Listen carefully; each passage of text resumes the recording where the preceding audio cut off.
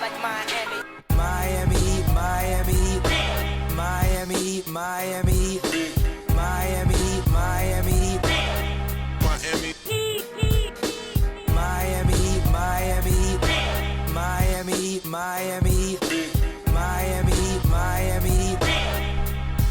It feel like Miami. Welcome to the Heat Beat Podcast, Trade Deadline Edition. I'm your host, Giancarlo Navas. With me today, I'm waiting for Alf. Alf, hopefully he'll join me in a second.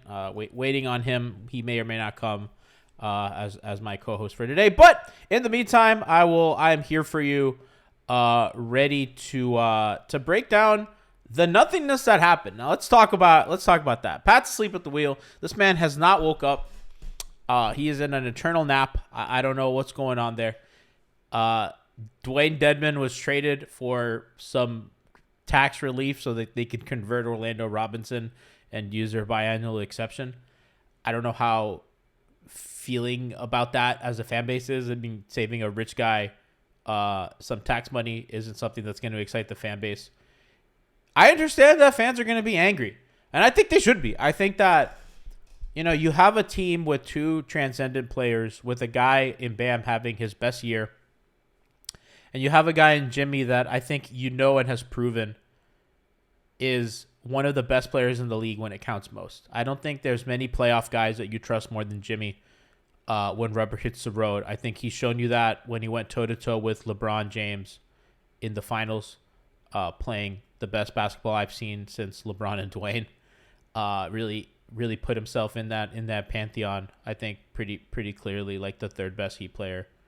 It depends how you feel about Shaq, but in that conversation, and to have a season where you're underperforming because your role players are not playing well, I don't think you need to make a splash for a star, but I think for sure you need to kind of recoup some role guys. I think the Lakers showed you a good example of that, right? They moved Westbrook, they moved some picks around, and what they got back were real rotation players that could help their team win, right? They got some shooters. They got some young prospects who I think have some upside.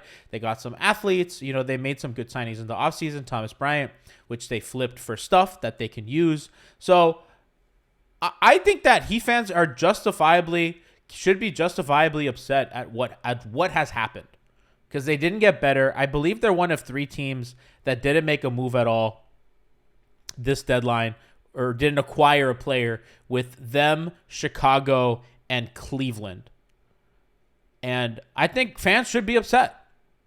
And chat teams like, I think chat's pretty mixed. I could see some of them being pretty upset. I think some of them, I think, understand that, this team has limitations. It's unfortunate. And I don't think they're a bad franchise, and I think that they for sure have mismanaged some things. And I've said a lot. I think that the biggest thing that you can say about this team is that the biggest mistake, rather, is they overvalued their role players as cap assets. And they made certain bets that just did not go through.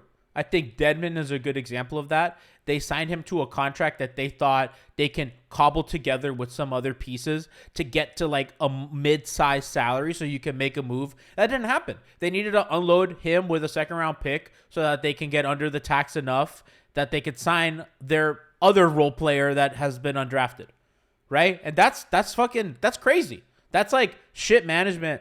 They did the same with Myers Leonard, right? They signed him to like a 10 or 12 or 15, whatever that deal was. A deal nobody would have given him. And they basically gave that deal to him so that they could trade him for something, and that something was Trevor Ariza, who we know just wasn't it for them, right? And they do that a lot, and I think they did that with Duncan. They overpaid, thinking that, well, he's going to be a cap asset down the line, and that just hasn't worked out. And I think the Lowry thing is frustrating if you're a Heat fan, because I think you brought him in as your last piece, your missing piece, right? And I thought last year you kind of saw what that could look like. I don't think he was really the kind of scorer that Miami maybe wanted, or maybe had the rim pressure that Miami needed. But I think he filled enough holes to make them a really serious contender, which I think they were. I think we all know how good they were last year. And the problem is that when you invest in a guy that's 38 years old, You're going to have stuff like your hamstring blow up in the playoffs and then him not look the same because he's been from either underwhelming to just straight up unplayable this season. And Heat fans wanted to get off of him. And I think the Heat wisely did not attach real assets to get rid of him. Chat's like saying, Edwards says all I wanted was Kyle gone. And I get that. I get that. I get that because he hasn't played well and and it's frustrating. And somebody on Twitter I thought put it really well. Unfortunately, I can't find the tweet right now. There's been so much shit going on, but he told me, man, as good as Kyle has been throughout his career and as good as he was last season for them, he really was a grenade that exploded in their hand. And I think that's like the best way to put it. He exploded in their hand. And I don't think the season's just his fault. I think that they didn't make a move in the summer. And I think even if you bring guys in that you don't even love, maybe you can, like the Lakers, they brought in Thomas Bryant for they paid Thomas Bryant like nothing. And they brought him in and they were able to flip him for something because he was a good player that people wanted. And you could even, they just didn't add any rotation players. They kind of bet on their undrafted guys to keep on their upward trajectory. And it just didn't work out. It just didn't work out. And all those guys regressed. Max, Gabe, everybody just went down the shitter. And Kyle as well with his age. I think the only guy who's improved was Caleb, and he's playing out of position to the point that he pisses the fan base off because he's just not doing enough in the role that they need him to.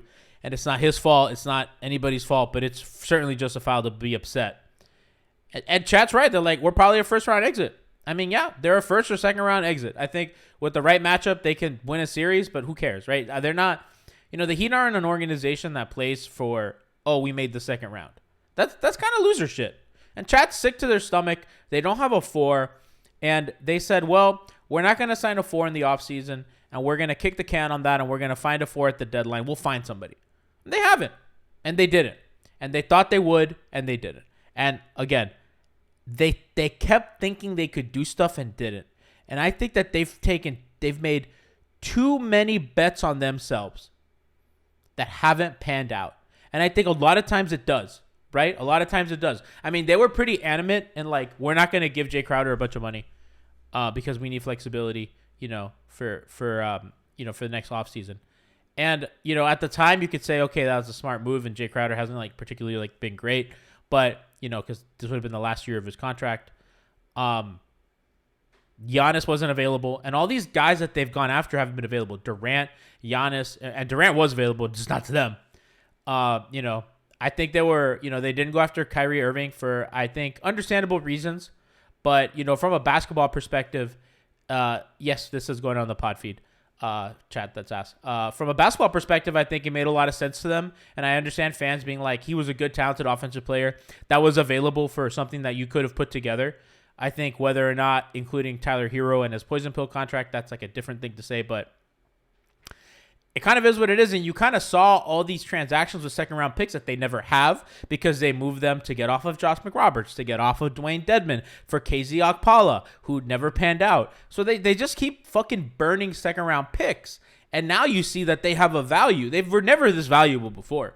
And all of a sudden, they became this currency that gets you real rotation players. Whether 5 picks for Jay Crowder is a lot isn't the point. The point is that they have lit money on fire consistently throughout the years. And that's just kind of like what's frustrating about it to the fan base. And I don't think it's any one move. It's just like a collection of or like, I'm not so sure about that just kind of bites you in the ass. But, I'll even go to the point of like the summer after 30-11. They're paying for that today. Today is finally when that caught up to them. And by the way, shout out to Darth Gojira80 for the tier 1 sub. Appreciate it. 15 months right there. They finally are paying for that. They kicked that can down the road. And that pick that was protected from the Thunder, I think really, really bothered them this offseason because that was the third pick they needed to get in the game for real players. Because if there's an inflation on picks. And, what one first-round pick used to get you doesn't get you that anymore. And what 2 first-round picks used to get you doesn't get you that anymore. And what 3 first-round picks get you a 4th starter. That's what Anunoby and that's what Mikal Bridges are. These guys aren't like one of your 3 best players. Those guys are the 4th starter. They're like not a star, but like, really good. That's what they are. And that's costing you 3 picks right now. You know what I mean? And Mikal Bridges is on like has $60 million left on his contract. 20 per.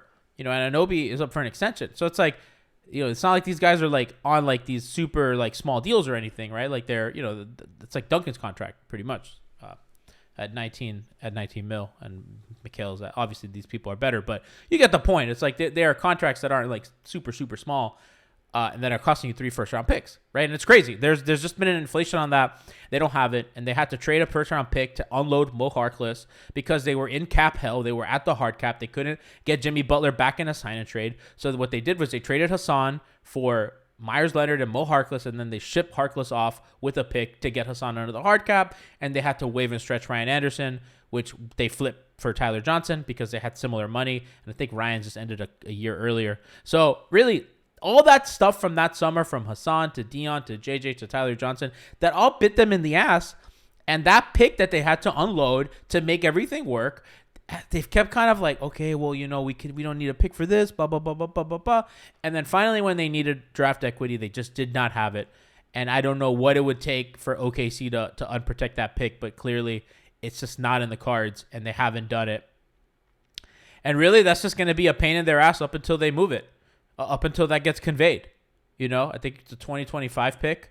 So it's not even like next year or anything. It's super down the road. And chat's mad. Pete Hollis says, Riley in a coma. Wake me up when this nightmare is over. Bronx Joker said, Andy Ellisberg washed. People are like begging for Reggie Jackson, who probably would be nice for them. And it's frustrating, man. You want this team to do well. You want them to, they're always going to be competitive. It's not like they're a bad team, but I think that's what makes it super frustrating is that they're not a bad team. They're not a bad team, right? They clearly are good. They're just missing. They're missing the kind of the little adornment pieces, some shooting, a little bit of athleticism that they haven't had in God knows how long, a freaking power forward. They're not bad. I think, and Immaculate 193 says, we're not bad, we're mediocre. I think they're good. I think they're a good NBA team. They're not a great NBA team. They're not mid. They're not mediocre. They're like a good, solid NBA team with a couple very, very good players that can win you a game on any night. And they have a bunch of role players. And that's just not good enough when you have kind of these generational talents on your team. And,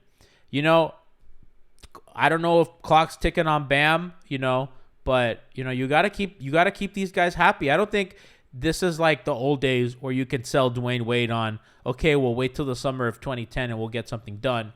I don't think that works that way anymore. These guys value their prime, and they want to be respected, and they want to compete. And this team's just not competing for anything meaningful this year. And I think they all know that, and it's just unfortunate. And Glenn the Wolf says clock has to be ticking on Butler. I don't know about that. I think this is Jimmy's final resting place, so to speak. I think Bam is the one you should be more worried about. I think Jimmy likes it here. I think with his Supermax contract, he can't really make demands as to I don't want to be here, because that's just guys with those contracts don't get to do that very often. Unless you're like very super desirable. And I think the problem with pairing Jimmy with another star is he doesn't shoot. So kind of bringing him into your system as a non-shooter kind of makes it difficult when you already have like an established star there already. So it's difficult. I don't think they need a huge star. I don't think they needed Durant, but they certainly needed, some guys on the fringes, whether that is, Bones Highland, whether that's Jay Crowder, whether that's Bogdanovich, whether that's, Anunoby, who's kind of a step above those guys, or Mikal Bridges or anything like that. So that's kind of where we are. They're stuck with Kyle. I know that Ethan Skolnick on our show said he's uncertain about Kyle's kind of future with this season. I don't know what that means. Maybe that means a reduced role. Maybe that means taking some time off to be with family, knowing what he's going through. I don't know, but obviously that doesn't bode well when, your starting point guard who's making $30 million is just nowhere to be found, and it's because nobody is getting along. So not super encouraging. Doesn't look healthy, so hopefully the knee gets right and they can see what they have later. Crab says 5 second-round picks for Jay Crowder, Josh Richardson, and Bones Highland doesn't really get my blood flowing. But that's kind of what like they're at. They have to shop in the bargain bin because they don't have contracts to move, and I think that's like the important. And it's funny because they always have like been obsessed with these medium contracts, like those like $10 to $15 million deals that they can move for other guys. The problem is that they didn't have any, right? They don't have any of those guys. They only have like either super low deals or super high deals. You know, Oladipo is like closest, but he has a no trade clause because they signed him for a 1-and-1. So it's like their trade ammunition, not only was their draft equity bad, they don't really have the young players that are attractive to anybody. And they didn't move off of like guys like Max Strus or Gabe Vincent that you know that you're probably going to lose in the offseason anyway. That like, hey, can we get like 2 second-round picks for Max? Like these guys who are like, you know, not that good are going for 5 second-round picks. Like you can't get 2 for Max. You can't recoup something for him that you can maybe use, you know, at the draft or next offseason. So it's frustrating. It's frustrating. I think the fans are justifiably upset. I think there's a lot of fair criticisms to be made of what the organization has done and kind of how it's going. And I think it's for sure one of the most disappointing deadlines that I can remember, especially for Heat fans, because they knew that there had to be a change made. And they knew that, you know, they have a core that can compete for a title. And, you know, the fringe pieces around it haven't panned out. And they just haven't been able, they just didn't do it. So I don't know what to say. I feel bad for the fan base. People making puns in chat. You know, they're likely going to have to go after Westbrook or something like that. And like, I don't know if, does that like move you guys to like Westbrook? You know, if you replace Kyle with Westbrook or you move Kyle to the bench with Westbrook, does that like make you feel better? Like it doesn't make me feel good. I don't know. I think his shooting is such a negative that, you know, and then you have the problem of like, okay, well now you're going to play him with Oladipo as well. Like it just doesn't make me feel good at all. Right. Like the buyout market's it's just not going to be it. You know, everybody got better around them except for really Cleveland. Even the Knicks got better. The Knicks made a nice move. They didn't even get like Nerlens Noel. You know what I mean? Even like the bottom barrel guys like, hey, can we get a backup center? Like they couldn't even get those guys. Just crazy. It's pretty insane how the Heat are always in like the conversation for guys. And this was just a deadline where it just felt like they just got outbid so early. Like the Anunoby stuff is like, okay, well, like this dream is dead. Like you knew. There's some point today that you knew that just wasn't going to happen. And it's frustrating. It's frustrating. And that's going to be a theme of today, of this pod and the content going forward. You know, Alex in chat says Westbrook, John Wall, Reggie Jackson, Kevin Love, Patrick Beverly. It's just that. Any of that make you feel good? Couldn't even get Kelly O.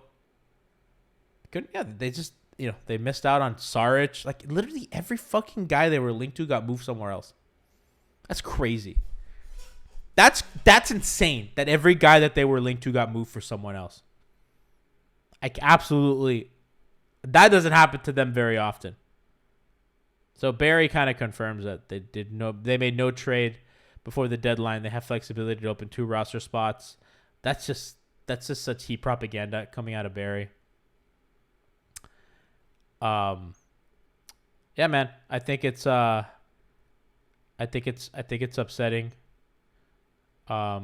Shams, so reading kind of just what's going on here, kind of catching up on the day. Shams just said on his show that Toronto and Chicago felt like with the East, that how wide open the East became after Durant was traded to Phoenix.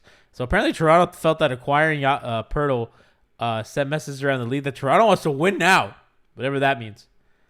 The Rockets are waiving John Wall. I'd probably rather have John Wall than Westbrook. I don't know. Would you guys rather have Wall or Westbrook? I'm kind of either or. I think I'd rather have Wall. I think Westbrook's probably a better player, but I like John Wall more.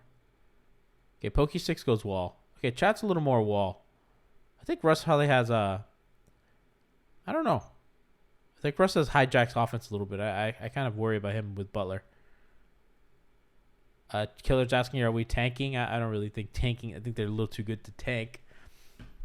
On the bright side, so, I mean, yet to be seen, I do think Miami's better than how Brooklyn is currently constructed. So Brooklyn likely, and I think the Knicks are better as well. I think Brooklyn's likely to, even with that 2.5 game cushion, I think Brooklyn's likely to fall out of their kind of home seed or top part of the East. And I think they'll kind of get their way into the play-in. Kind of pushes Miami and the Knicks into 5 and 6 pretty comfortably, I think. So, I think Miami, I think if you're looking at trying to find the positives after we talked about so many negatives, I think thinking about the positives. Okay, well, the Heat are going to be out of the play-in pretty comfortably. Toronto's going to make a push. The Bulls are going to make a push. Indiana's, kind of doing Indiana things. I think that that you can beat them if push comes to shove too anyway. Miami's going to have a super duper tiebreaker over them. I think that's so, you get them kind of at 4 or 5, at 5 or 6, maybe a run at 4, who knows? And then, at that point, I think if you're Miami, you want to make a serious push to get to 4 with Brooklyn kind of falling out. And I think, if you can kind of catch Cleveland, I think if you can get Cleveland at the 4-5 matchup and you get to play Cleveland at home, I don't know, maybe you could talk yourself into kind of winning that series. I'd probably pick Cleveland anyway, but I think you can convince yourself, okay, well, if they're 4 and Cleveland's 5, you have the Heat are still one of the better home teams in the league, shockingly, which I learned yesterday. And yeah, man, I don't really know what else to say. I'm here to answer your questions, chat, to voice your frustrations. It's one of the darkest days in Heat history, as some people on Twitter make it seem. Certainly not very fun. Certainly not very fun. I think it's fucking crazy how they don't have a power forward, not one on the roster. That to me is the craziest. Bronx Joker said, "Would you take Love on a buyout?" Hell yeah, I'll take Kevin Love on a buyout. That guy's a power forward. That guy can play at the 4. I think that'd be a nice fit. He'd probably help the offense a ton too. Give you some shooting, some passing. Matty Fresh says, "Help me, Johnny. I'm scared." Scared of what, man? Listen, we got this. They're gonna be, they'll retool next season. I hope. I do think it's a little crazy that they've gone without a player acquisition since Lowry. Has it been like they have not had a player that has NBA experience come to their team new since Lowry? I think is the stat, which is a little fucking crazy to me that they've gone so long without that. I think for sure. Okay, Wafo asks, realistically, what was the best move? I think honestly, I don't even know. Would you guys have been happy if they just sent 3 first round picks for Anunoby or Bridges? Would that have made you happy? Let's say you do 3 first round picks for Bridges and they don't take Duncan, but you get off of Kyle. Would that make you guys happy? Okay, chat saying hell yes. 3 picks though, 3 firsts. I like Bridges too though. Yeah, chat's pretty split. Smoking a bulbul says, what's worse, Kyle sitting out the rest of the year, staying in the rotation? I don't know how this is going to play out because Ethan's kind of reporting was ominous. I do think that he has a little bit left in the tank. I think that if he gets some rest and he gets his knee right, I think he could come back and be a contributor. Of course, he's my guy, and I think I've been pretty fair on Kyle, and he's my guy though. But I do think that, if they can get him back healthy, not that he's going to be 18-10 or anything, but I do think he could help them, especially if his shooting kind of finds its form. It's kind of waffled between to bad, so it's more on the side, more than bad. I think he's shooting. I don't know what his shooting percentages are now, but I do think he could get to a respectable percentage, which is I think all they really need. People I'd trade Kyle for socks. The MVP3 says 3 firsts for Bridges. I understand why not, but damn. 3-Lit Supreme asks, can you explain how does our situation change in the offseason? Our asset pool looks bleak as fuck. Well, in the offseason, you have the draft, so, I think teams are also inclined to move stuff around the draft when they need to. And other teams might want to make cap space. by trading guys, so you can kind of be a team to take a guy when they're trying to create cap space, sending picks, getting a third team involved. You can do stuff. I mean, there's always, the situations change in the offseason. Then at that point, people are trying to make space, not really compete. So it's a little different. I think sign and trades are also like a big thing as well, that you can kind of maybe organize or get involved in as a third team, as a primary team, or whatever. So that's something else that's pretty kind of interesting about the offseason that we don't have in the deadline. And a lot can happen. There's a whole listen, Kevin Durant the Nets went from title favorites to having all their good players gone in a matter of like 3 weeks. So anything can happen. Killer just set Jimmy down, let Hero go off, and set him up for a trade next season. I don't think Jimmy wants to shut himself down. I don't think players in their prime want to just shut it down for no reason. I think that's a little overestimate on what guys want to do. Glenn the Wolf says Riley burned bridges meant that we couldn't pick the bones of the Jazz because of Danny Ainge. Killer also says I don't care if Jimmy wanted Lowry. That's what he wanted. He got his guy, and he was good for them last year. I don't want to make this because obviously everybody knows I like Lowry. I can criticize his play this season, but I think he was good last season. So I think people we don't have to have that conversation because I know it's just going to get everybody mad. But that's the guy he wanted, and that was the value free agent last year, and they got him. They got the guy that everybody wanted, for better or for worse. You know what I mean? That Lowry is gone. I agree. I think that injury that he sustained in the playoffs kind of accelerated his aging process, and I think we saw with Harden, sometimes it takes a year for that injury to kind of look right again. And they don't have a year to wait. They don't have a year to wait around for him to get healthy. And they don't have an Embiid that can just carry you through 82. They don't have that level of scorer and like all-in-one player. I mean, Bam is getting there, but obviously like not there yet. And we know that Jimmy doesn't do that 8 for 82. The MVP says, G, let's wager. I whoop your ass and smash and I come on the pod. I lose, I give you $100. I'd have to talk to my associates about that. We'll see. And then Smash is very vague. Which Smash? There's a lot of questions here. But chat's pretty upset that there's no moves. I'm actually sick. No moves. This actually sucks, says Harum Namer. Glenn the Wolf asks, how long do we have Jimmy at this level? I think a few more years at least. And I think by the end of that contract, his Supermax, I think fans are going to be sick of him. I don't think his game's going to age very well. Not that he uses speed, but he for sure uses strength, and he's very physical. So I see that declining, especially because he has Tom Thibodeau miles on 2 different teams. 2 different Tom Thibodeau miles. Big sigh. No moves. No Alf. That's true. Alf kind of left me. Well, Alf has a baby to attend to, so I don't even blame him. But yeah, I think that's kind of all we have today. I mean, we may come on tonight at 7 to kind of talk more about what happened, maybe from different perspectives that aren't just me. I feel like I'm apologizing to the fan base, even though I didn't do anything, but I just feel bad. I feel bad for people that care about this team, that, want to see them compete. And I understand the front office as well. I understand that they're like, I'm not just going to like mortgage my future to make this team marginally better. I get that. I get them saying, well, I don't want to give 2 first-round picks for Bogdanovich. I think that's stupid. And I would agree with them.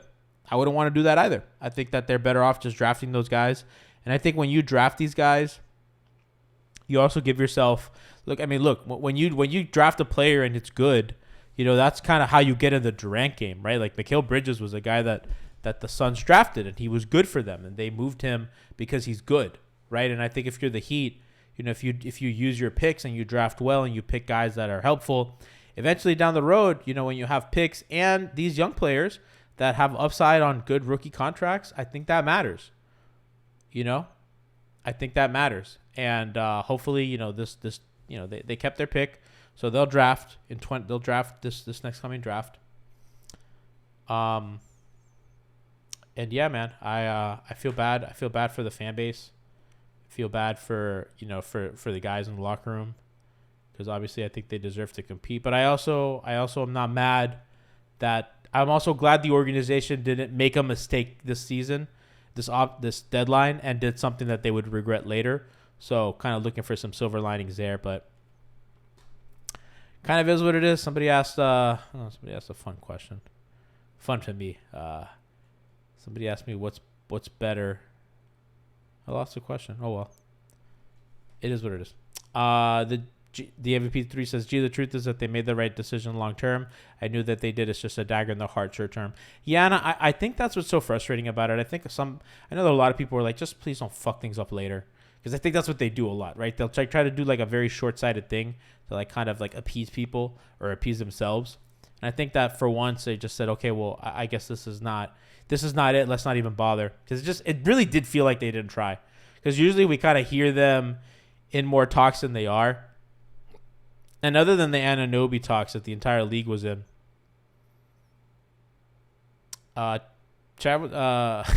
Pete Hollis says, "I was hoping for a rant. Get angry, G." I'm not angry, man. I'm a little sad. I'm a little defeated. I'm not angry because I get it. You know what I mean? I get where they came from, and I get the decisions that they're made. Doesn't mean that I got to be happy about it, but I get it. You know, I get it. And I just, more than anything, I feel bad for the fan base because I know that the fan base just wants to be good and compete. So it kind of is what it is. I'm also exhausted. I'm going to Mexico tomorrow. I've had to shop. Oh, God, I'm so tired. It's been hell, man. I've been running around, and there's been so much deadline stuff and work and everything. So I'm pretty beat. So this is really the final nail in the coffin before it all goes. So deep sigh. It kind of is what it is. I love you guys, and so we may be on tonight at 7. I don't think there's much more to get into. See if people are interested in kind of venting and giving their frustrations. The floor will be theirs. Obviously, you got me for half an hour here. I know that a lot of you got to get back to work. Great audience considering, the time of day and everything. So I love you guys. We'll probably see you tonight. If not, we'll see you next week. We got you for game coverage. I'll be in Mexico, so I will. You won't see me all weekend. But we'll have you game coverage on Monday for Heat Nuggets, and then hangover time next Wednesday against the new look Brooklyn Nets. Hopefully Miami can make a push for the 4 seed. Hopefully they can get a playoff win, and we can see where they go from here. Getting playoff Jimmy, who knows? I love you guys. Please enjoy the rest of your day. Basketball is not everything in life, even though we love this team a lot and we care about it. But remember, we're always here to have fun, jokes and all. We're all a community, and I really value that community a lot. Every single one of you in chat, every single one of you that supports what we do. And, we all just care about the same things, and we want to have fun. So I love you guys. Make sure to enjoy this weekend. Make sure to enjoy the rest of the week. Enjoy the games. Try not to let it get you down. And we'll be back at it with you either tonight or next week. And then we have All-Star break and tons of vacation stuff. So peace out. See ya. And we'll talk soon.